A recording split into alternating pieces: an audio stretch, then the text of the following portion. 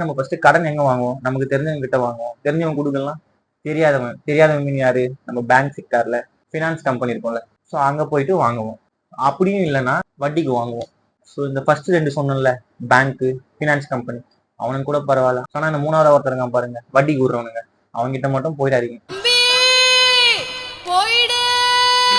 ஏன்னு பாத்தீங்கன்னா, ஸோ இந்த பேங்க்கு, ஃபினான்ஸ் கம்பெனிலாம் கூட நம்ம வந்து பிரின்சிபல் அமௌண்ட்டோட அந்த இன்ட்ரெஸ்ட்டும் சேர்த்து பே பண்ணிட்டு வந்துருவோம். ஆனா இந்த வட்டி கொடுறான் பாருங்க, அந்த தாயோலிங்க, சாரி, வட்டி கொடுறானுங்கல்ல, அவனுங்க வெறும் வட்டி மட்டும் தான் பே பண்ண சொல்லுவானுங்க. உங்களுக்கு அறிவு மாதிரி இருக்கா இல்லையாடா? எனக்கு சொத்து தானே திங்கிறீங்க, மனுஷ பிறவி தானே நீங்களாம். ஏண்டா கொடுத்தா அவனுக்கு மொத்த அமௌண்ட் தான் கொடுக்கணும் அப்படின்னு சொல்லுவானுங்க. அது வரைக்கும் நீ வட்டி மட்டும் தான் கட்டிட்டு இருக்கணும். ஸோ இவ்வளவு ப்ராப்ளம் இருக்கு, கொஞ்சம் திங்க் பண்ணீங்க. இதையும் மீறி நீங்க கடன் வாங்கினீங்கன்னா